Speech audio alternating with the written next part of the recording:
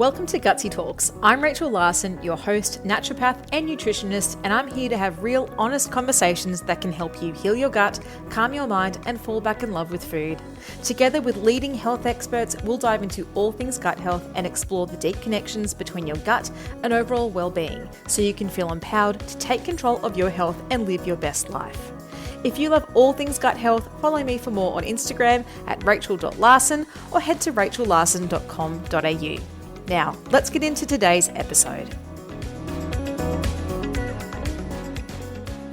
Today we're joined by the incredible Mim Beim, naturopath and breath whisperer, one of Australia's leading naturopaths and Buteyko breathing instructors with nearly 40 years of experience. Mim helps people reclaim the way that we're meant to breathe, restoring natural, functional breathing to support health, balance, and overall well-being. She's also a published author, a respected university lecturer, and the creator of the world's first live online breathing gym, BreatheWell eGym. If you've ever wondered how mastering your breath could transform your health and overcome chronic issues, you're in for a treat. So welcome, Mim. Rachel, thank you for asking me.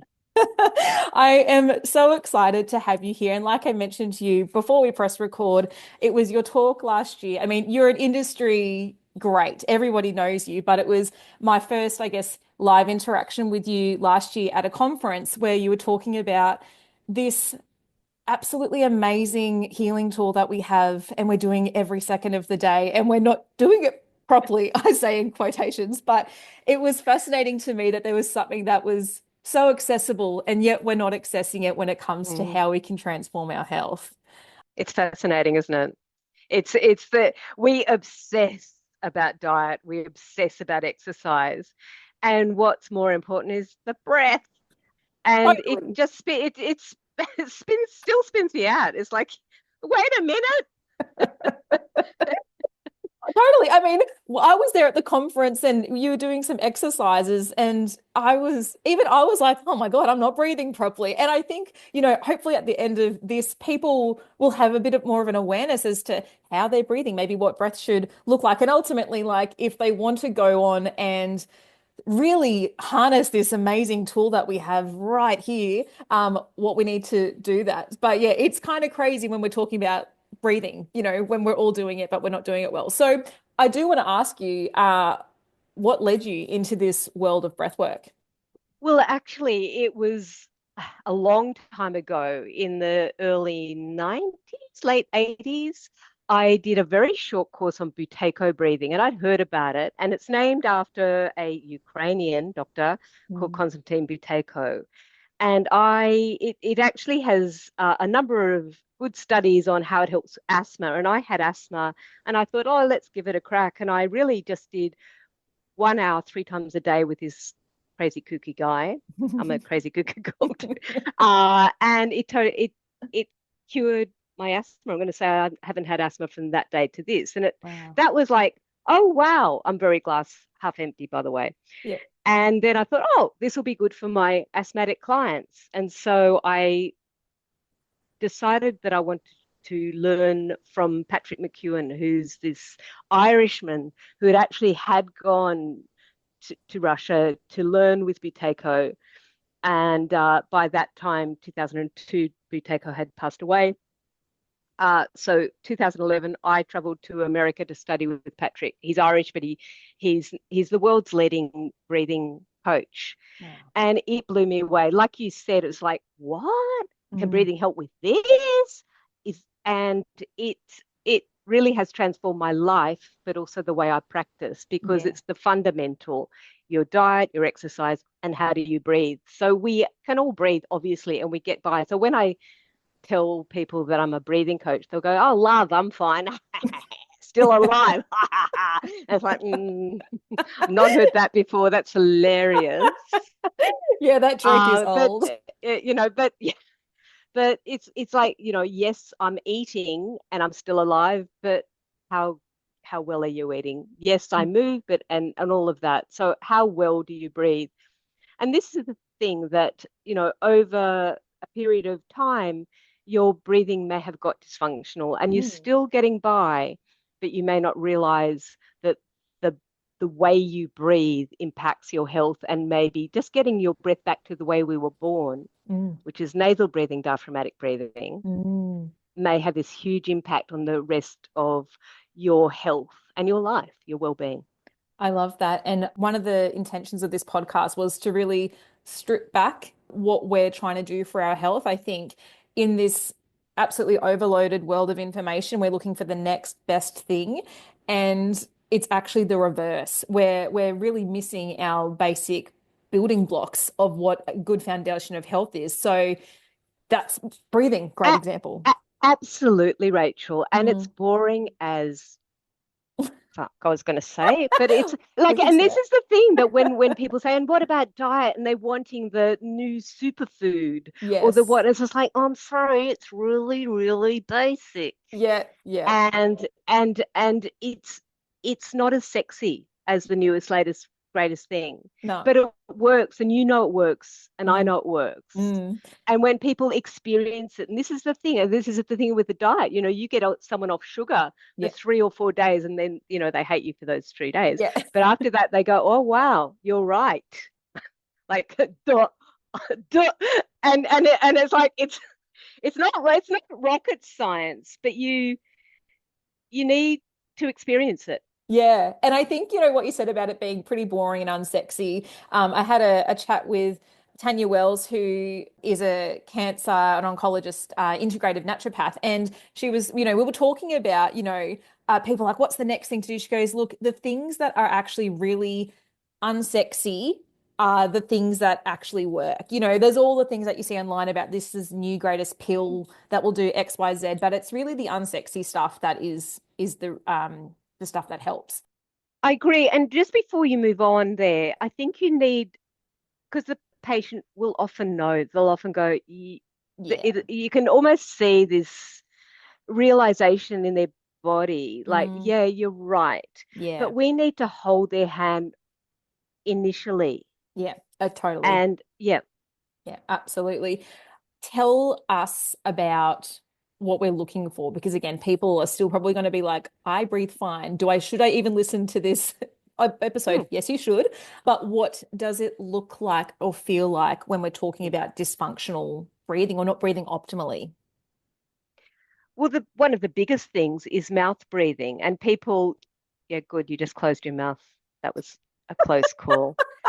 Because people tend to think Oh gosh, Mim. of mouth breathing. I know, I'm terrifying to be close to. And as a naturopath, it's like people are like, oh, she's going to see what I'm eating. And now it's like, she's going to see what I'm eating and Nowhere how to I'm hide. breathing.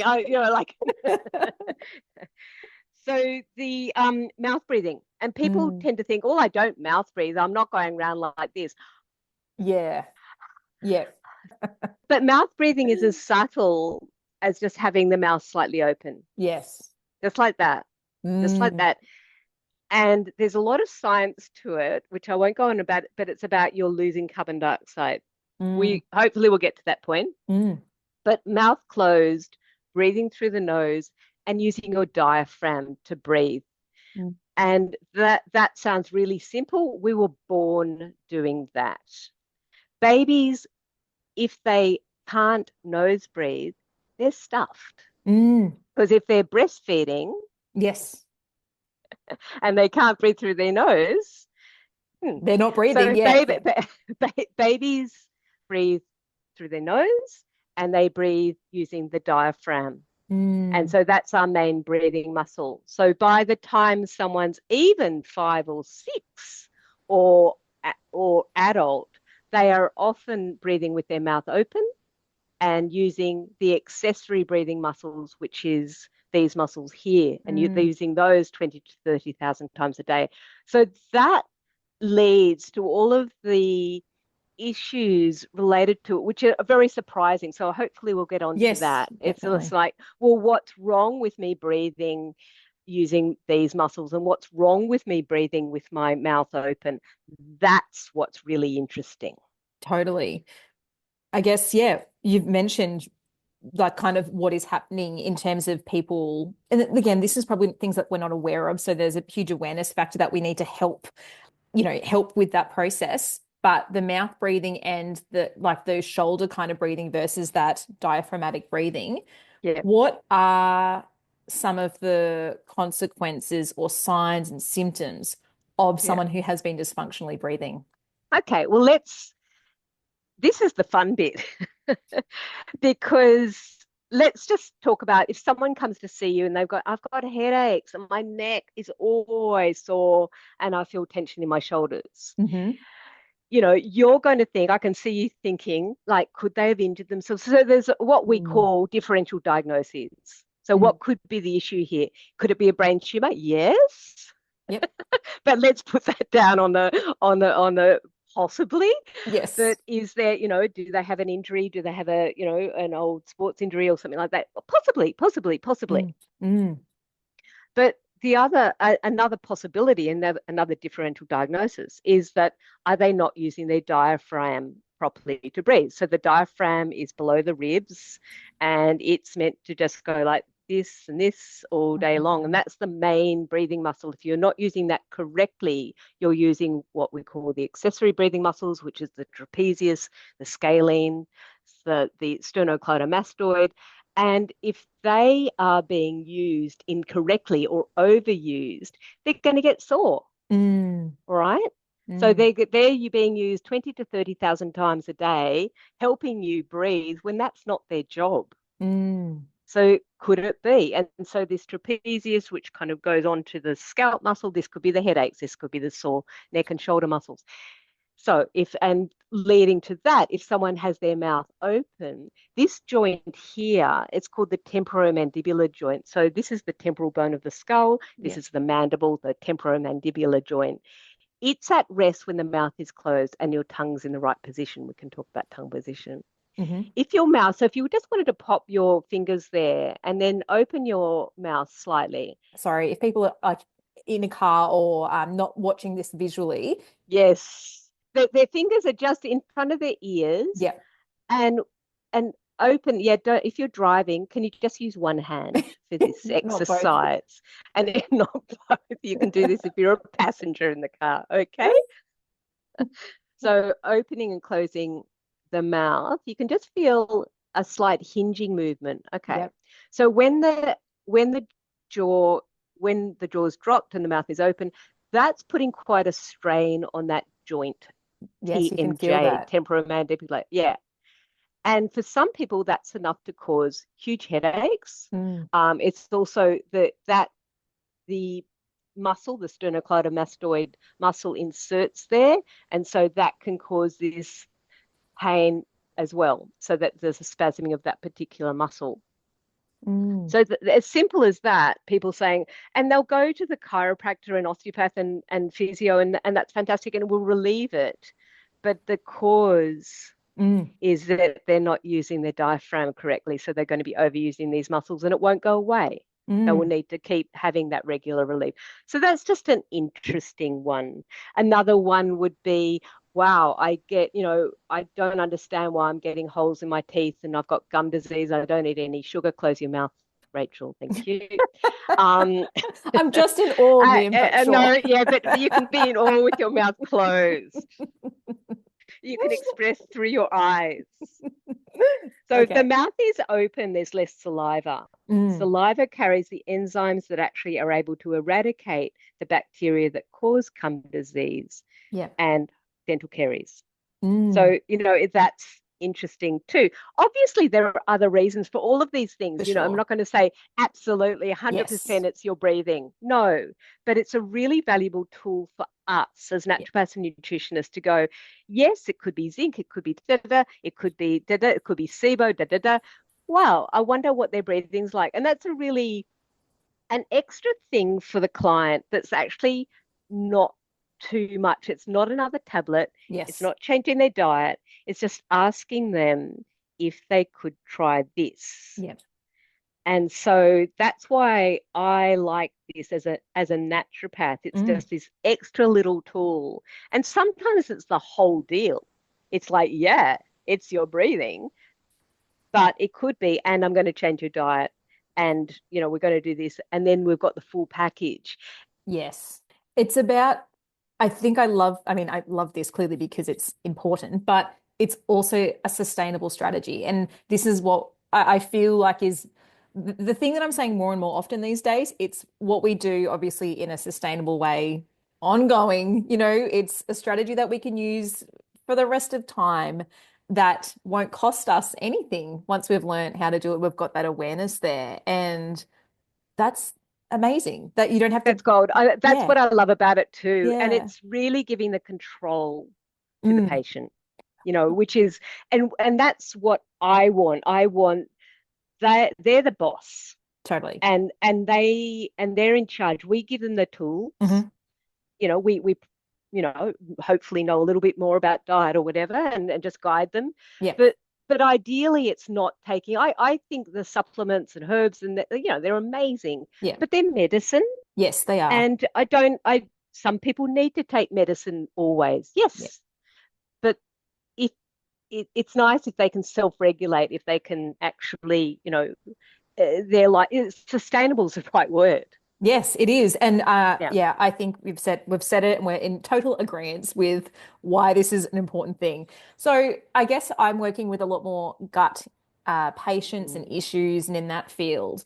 How does our breath potentially influence our gut? And are there any conditions that you're like, I've seen this time and time again, that this is potentially a piece of the missing puzzle or missing piece of the puzzle?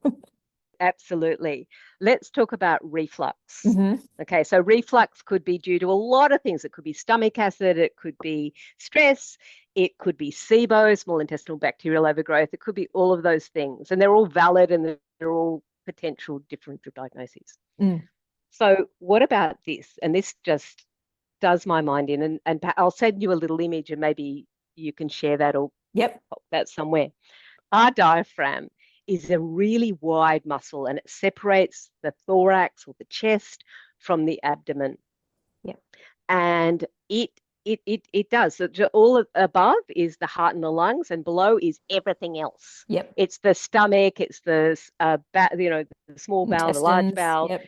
yeah, everything, kidneys, liver, everything's under there. Right. So we've got this gentle pulsing movement of the diaphragm. What goes through the diaphragm like a little it's got three holes in the diaphragm.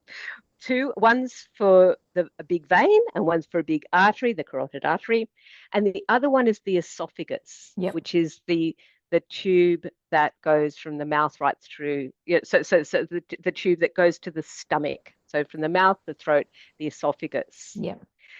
Sorry, and the esophagus joins to the stomach, and the esophagus goes through the diaphragm, the muscle. Hmm. If the diaphragm isn't working properly, the diaphragm actually is the lower, what we call the lower esophageal sphincter. I don't feel I'm explaining this properly. The diaphragm itself, the muscle itself, forms the lower esophageal sphincter. Yep. 40% of people with reflux have an issue with the lower esophageal sphincter, aka the diaphragm. Mm. So Mm. if that's not working properly, that could be causing the reflux. Absolutely. And I see that a lot. Oh, and I think reflux is one of those conditions where you have people on PPIs and just constantly taking different things to combat. And given there's such a high percentage of reflux sufferers with a sphincter, aka a diaphragm issue, you just think about, wow, if that was supported properly, if the Mm. diaphragm was supported, I wonder if they'd still have those issues. Again, we're not taking out the fact that they could be Oh, sebum there's and stomach all acid. Yeah. sorts of Helicobacter, all sorts Yeah. of reasons. Yes. And you really need to investigate those. But Mm, this is a really cool way to do it without a supplement, without anything. yeah. Like, is it better? Do you have less reflux? Mm, Even if you're on the proton pump inhibitor, even if mm. you're on those medications that keep the is it Antacids less? and Because yeah. if people are on those medications, they'll often have a bit like, oh, they've only got it once a week. Yeah. Well, do you have it no times a week if you're using that? And that's the possibility to maybe ask the doctor, can we think about reducing this? But Mm, it's just a possibility. Another gut related one is the gastrointestinal tract is made out of smooth muscle. Mm-hmm. So we know that there's different kinds of muscle in the body. There's skeletal, Mm-hmm. and there's cardiac, and then there's smooth muscle. And we tend to think of muscle as skeletal muscle. I can, my biceps, my triceps, and I can contract that and I can relax that. Mm. And we've got conscious control over that.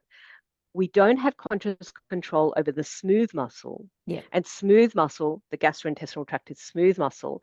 So if it contracts, if it's spasming or if it contracts, Mm-hmm. that could maybe be constipation. Yep. That could maybe be pain. Mm-hmm. That could maybe be diarrhea. Mm. So breathing, improving your breathing will relax the smooth muscle in the body.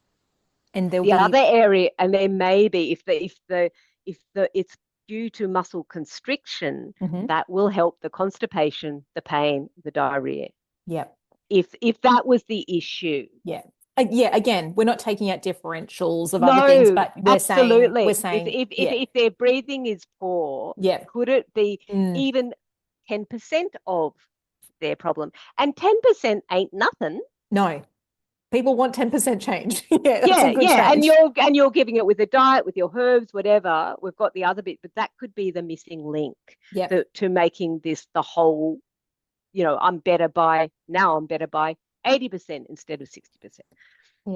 Yeah. And just going back to that smooth muscle, because smooth muscle also is the airways. Mm. And this is how it helped me with my asthma.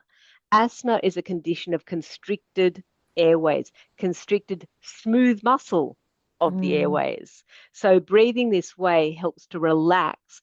And this is a permanent one. It's not just like, oh, you keep doing that exercise. It changes. This is the beauty of this technique, is that it recalibrates your breathing so that it's not like, oh, I better do that exercise again. I've got that symptom. No, once it's been retrained, it stays there. Wow, that is cool. Mind I'm sure, blowing. yeah, I'm sure. I mean, for obviously so many issues, but I think again, what you're mentioning about asthmatics and any, I guess, lung related issues, particularly asthma, they're probably thinking that would be great if I could really support the tone Yeah, or support of my smooth muscles. So is when we're talking about this smooth muscle, I think particularly just gut, just because again, that's the niche that I would like to that's kind you. of Yep. chat on.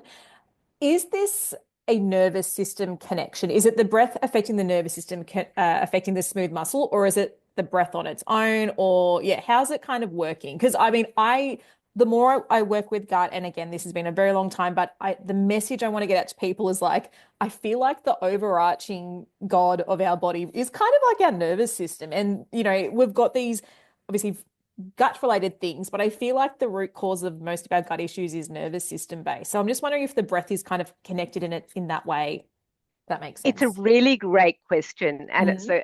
so, and I'm not entirely sure. However, I Mm-hmm. can say that the Buteyko breathing, what it does is it does enhance the parasympathetic nervous system, which is a relaxing nervous system, which we're talking about.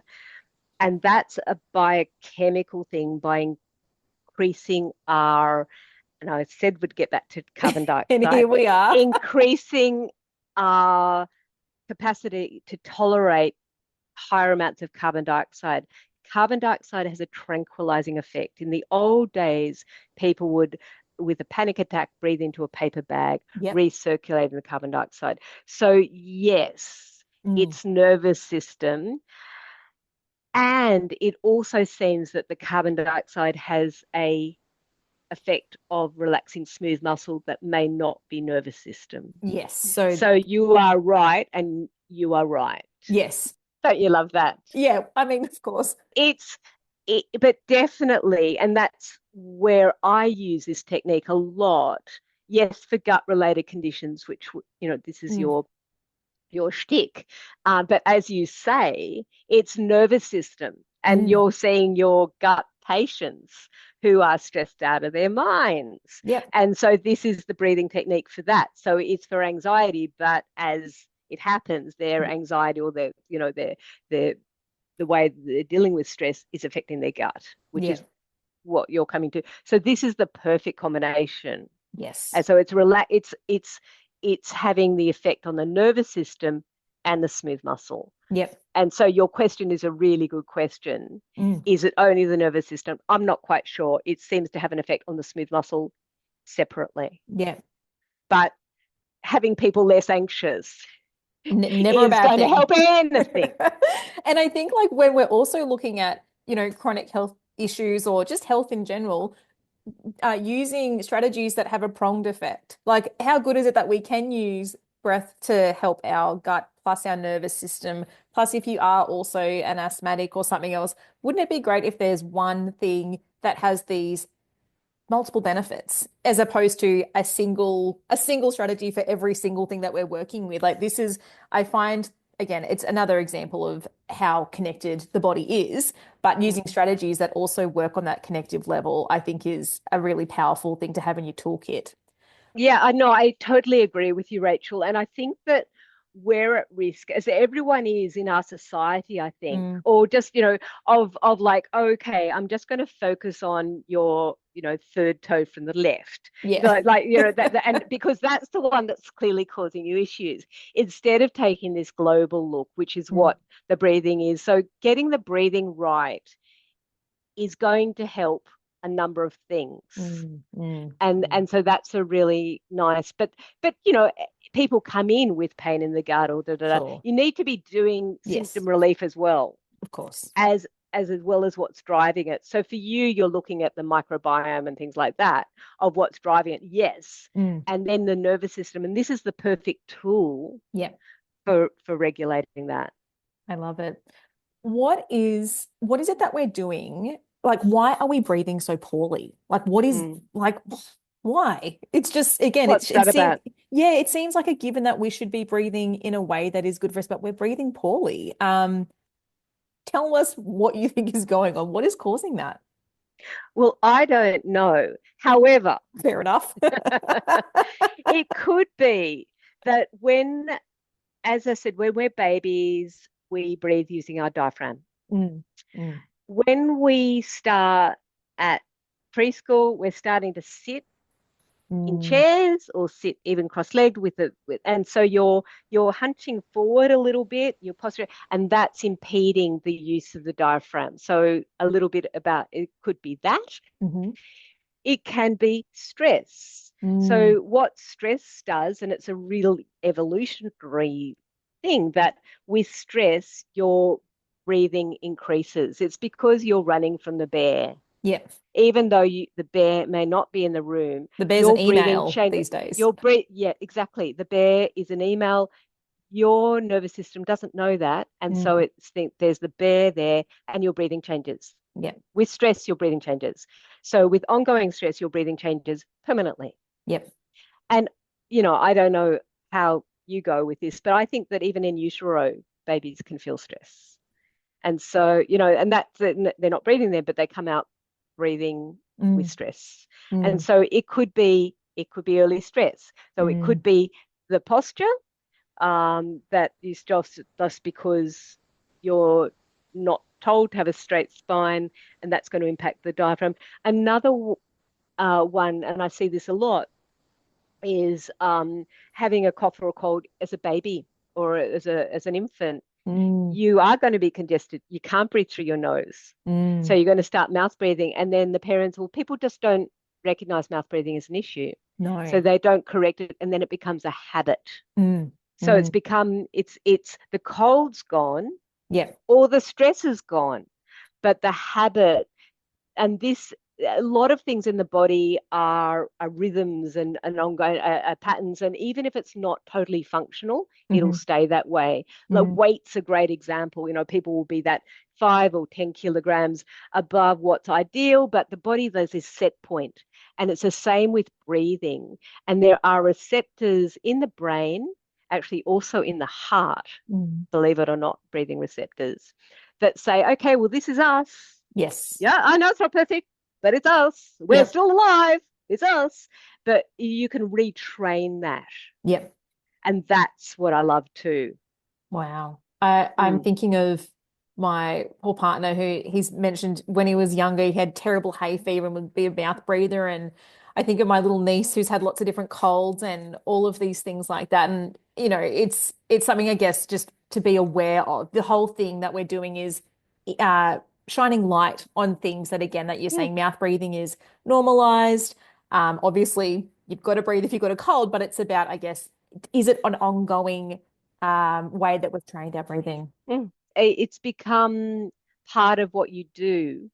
And you don't, it's not conscious at all. You're No. not going to say, oh, what am I going to breathe through my nose today or my mouth? Like it's like Yes. it's totally, we don't have any, we just breathe. So Mm. just having that awareness and then, but it does need training. So one, I guess, controversial thing about the Buteyko breathing that a lot of practitioners do and I do is having the mouth closed at night, which is taping the mouth at I night. was wanting to ask you about this. So, because it's becoming, I've seen it on social media and there's I a lot of know. hype. So I wanted to be like, is there a right way, a wrong way to do it? Is it a band-aid approach? Tell us everything that you would like to say about it, Mim. It's getting back to the carbon dioxide. Hmm. So if your mouth is open, you're leaking the carbon dioxide. We don't want that to happen. Yep. And if you've been doing all these wonderful breathing exercises during the day and then you go to sleep and you're unconscious, Hmm. your mouth will be open. I guarantee it. If you're a mouth breather during the day, your mouth will definitely be open at night. Yep. So this is a way of keeping that closed. That's as simply as that. It is a, a band-aid, if you like, because it's not retraining the breathing. So people will do this for snoring and you can still snore through your nose. But Mm. for a lot of people go, oh, great, job done. Mm. Your breathing that's the breathing during the day that informs nighttime breathing. Yep. So your breathing will still be dysfunctional, Yep. but you've just taped your mouth closed. So you really need to do the two things. And that's too long a story on TikTok. Yes. I'm glad you cleared that up because, yeah, I think like anything, it could be a fantastic tool in adjunct to I guess, the work that you possibly, likely, definitely need to be doing in terms of And retraining. this is what we were saying before that people are looking for the quick fix or the magic pill and Mm. what's the latest. And I know mouth taping's become the latest, but it is just part of a picture. And it's not that it's more complicated, but there's more to it. Yeah. And I think that that's a real feature of today. Get the story off in 3 seconds, 2 seconds. Otherwise, you'll lose people's interest. And that's the truth of it. The people that will do the breathing retraining, it's the people that will come to you Yeah. for improving the gut because they know it's going to be more than take this Keeping your mouth tablet. shut. Yeah. Yeah, Yeah. yeah, yeah, yeah. So it's a very small select group of the population that knows some effort Hmm. and it may not be fun. And that's hard nowadays. Yeah.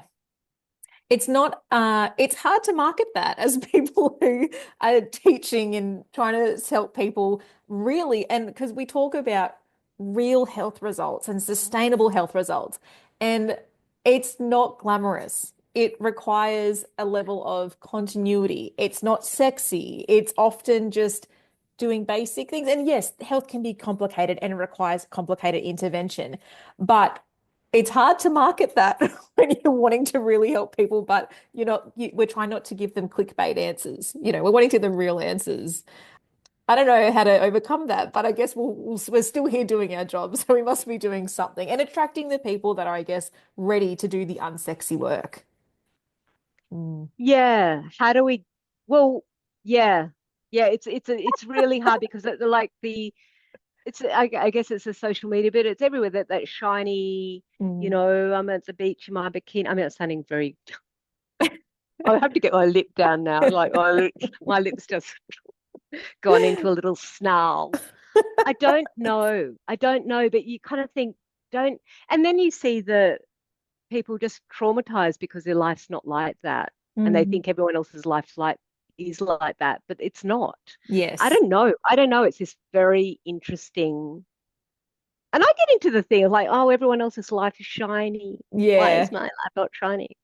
Yeah, no, I think we all do that, and it's worth remembering that it's this ridiculous highlight reel, which unfortunately, but fortunately in a way, it's a great platform to for us to get out there and try to talk about these things. But we just tend to be in a bit of a crowd where they're also selling a bit of a dream, a bit of a lie in terms of what health and healing and lives look like when, it's not quite the truth. No, you're absolutely right. I'm going to go on a real tangent, and you can edit this out if you want. I will probably want to keep in the tangent because I like what you have to say, Mim. I used to be an aerobic instructor. Back in the day, it was Jane Fonda's day with the lycra and everything. I know. Don't. I'm definitely Yeah. keeping this in Anyway, the you can only podcast. you can only imagine. Yeah. Okay. And I was studying that. That's how I helped fund my course in a way. I was an aerobic instructor studying naturopathy. It was like the cliche, Mm, but it was back in the early 80s, so it hadn't been a cliche at that time. yeah. And I used to work in gyms, and I the boyfriend at the time, we had a little cafe in a particular really big gym, actually. And I was going, great, and I used to make my own bread, from scratch. Wow. And I used to, and what was sold? No, no, no, no. It was all the crap food in the gym. And that was the realization, and it still holds today that the people who, oh no, this is not the people who go to gyms, but a lot of that crowd you'd think would be really interested in health. Yeah. And this is a broad stroke because, of course, it's not everyone, Yeah. but it's like, it's the way you look. Mm, I want my bottom looking this way instead of the health message is really boring. I'm doing this to help bring down my blood pressure. yeah. I'm doing this because of my mental health. Boring, boring, boring. Yeah. And I can't see a six pack Mm, because, but it's so the that really was going on a tangent, but it's very interesting how this goes. Where did we start that conversation? I thought it was a relevant tangent, but maybe it wasn't. but I think we all needed to hear about your Jane Fonda moments back in the day. So thank you for sharing. Bringing us back to today. So to breathe properly, just to be clear, it is through our nose and diaphragmatic. Nose, Mhm. tongue, and the roof of the mouth. So Yep. have your mouth closed and hmm swallow. hmm hmm That's where the tongue should live. Yep. And breathing using the diaphragm. So belly breathing, but it's not big. And that's the other thing. There's people, oh, yes, I breathe diaphragmatically. I belly breathe in yoga when I go to yoga once a week. It's like, no, it's a 24-hour thing, Yep. this. Yep. And it's not big. It's not big breathing. It's breathing, it's low and it's slow and it's Mm. gentle.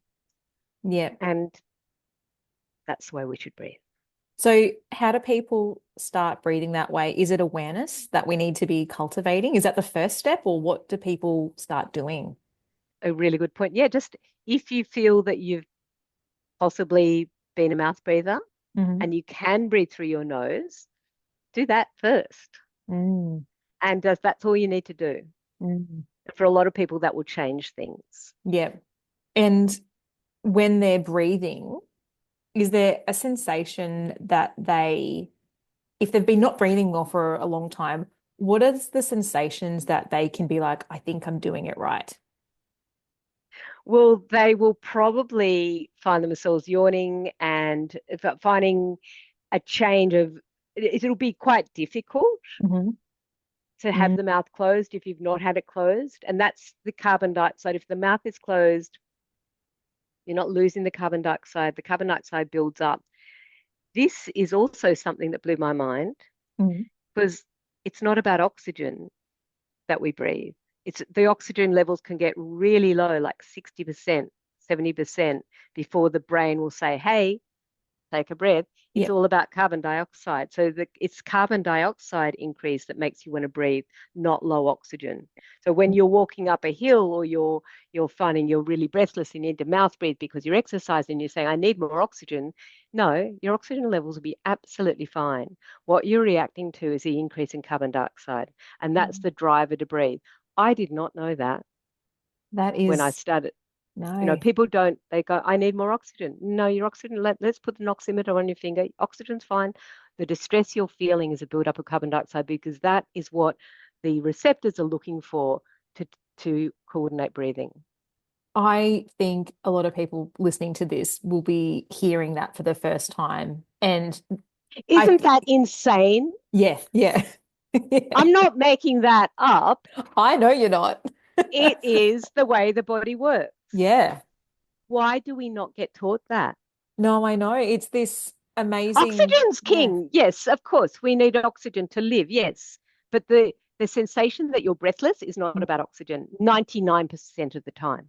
Yeah. Yeah. Most of us aren't in an oxygen deprived elevation. It Or is, or yeah. your lungs are not damaged. Like so, Yeah. yeah. It's about the carbon dioxide. And we're retraining your tolerance for that. That's what the Buteyko is in the biochemical aspect of it. Mm, And that's where the exercises are for. The biomechanical or the anatomical aspect is the diaphragm, is the tongue position, is nasal breathing. So right. they're the two aspects. Yes. So, yeah, just to be clear, so we are trying to improve that tolerance to carbon dioxide, which then allows us, yeah, to that breathe. Okay, okay. So the tolerance to carbon dioxide. You got it. Amazing.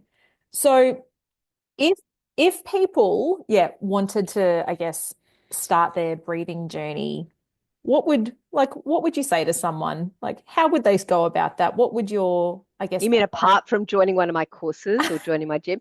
But apart from that, Rachel, that is clearly the number one. where apart from that, that's the only way they can possibly breathe well, is if you're aware that your mouth's been, I mean, that's number one. Close your Mm, mouth. mm. Close your mouth. That's number one. Yeah, close your mouth.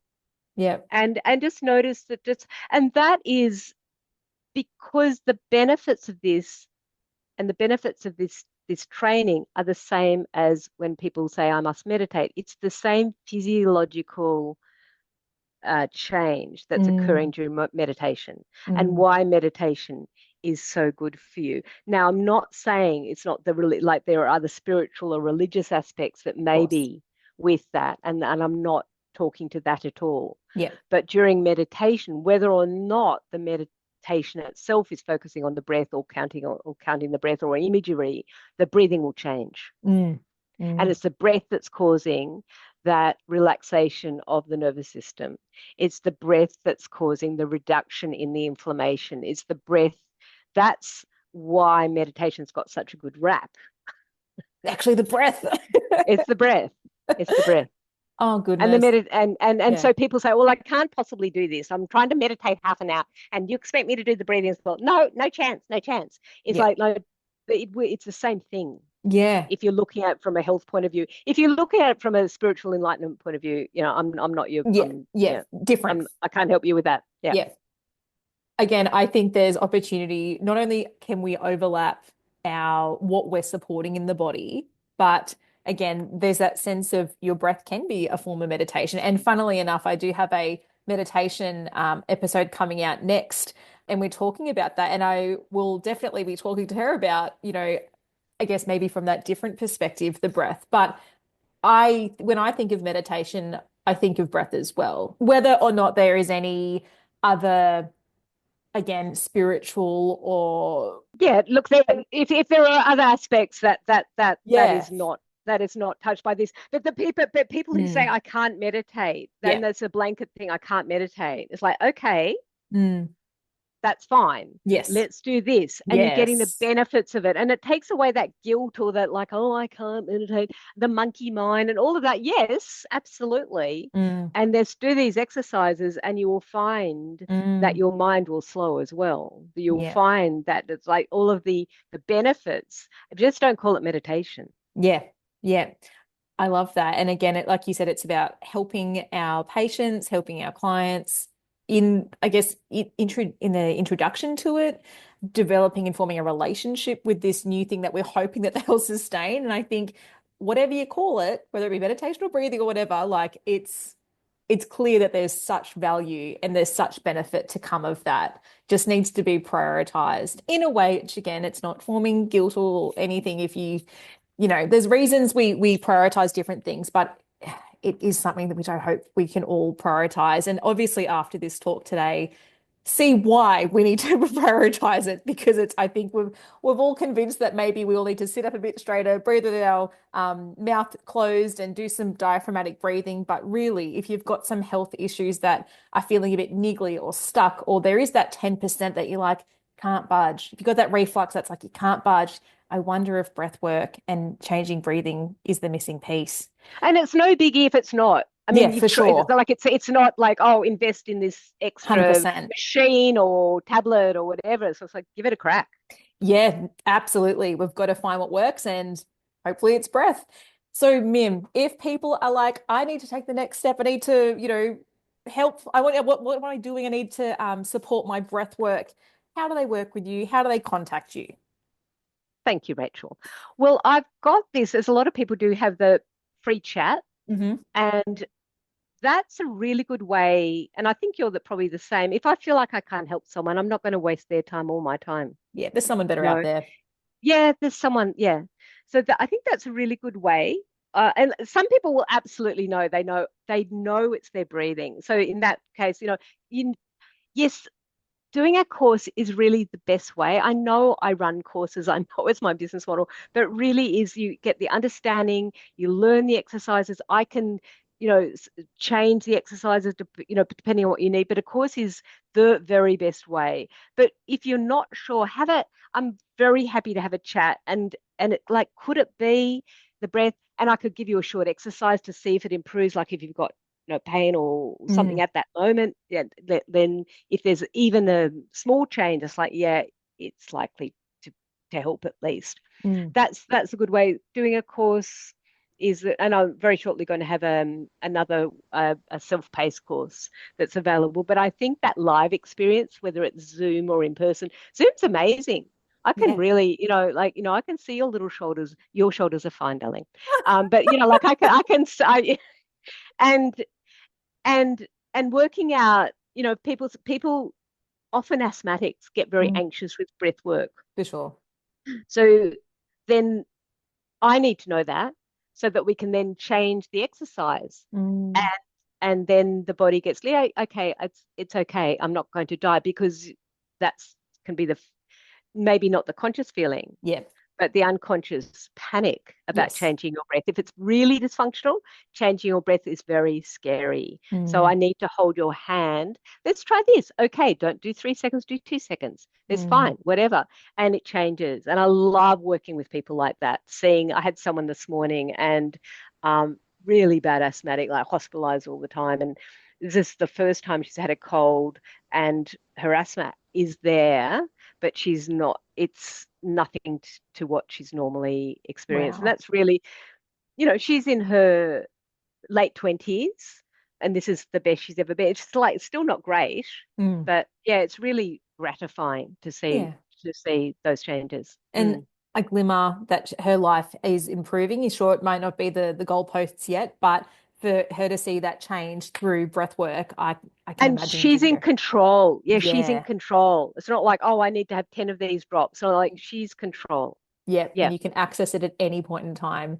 My goodness, Mim, I will put all of your links and how people can work with you, contact you in the show notes. And I am going to be more conscious of my breath. I mean, as you've picked up and give me a couple of slaps on the wrist, which I appreciate. It's about awareness, right? I have no filter. Okay, well, that's a word of warning for anyone who wants to work with Mim. She will just lovingly tell you how it I will, I is. will, I will, I will say that in the first consultation. We I love that process through though. my mouth and I have no filter. Thank you so much, Viv. It's been an absolute pleasure. It's been a delight. Thank you for asking me, Rachel. Thank you. Thanks for tuning into Gutsy Talks. I hope today's episode left you feeling inspired to take the next step in your gut health journey. If you're ready to dive deeper, head over to rachellarson.com.au. There's a range of courses and resources waiting for you. If you loved this episode, I'd be so grateful if you shared it with others who might benefit from this information. And so you don't miss out on future Gutsy Talks, be sure to hit follow and leave a review. I'd love to hear your feedback. I'm Rachel Larson, and I can't wait to connect with you again for our next Gutsy Talk.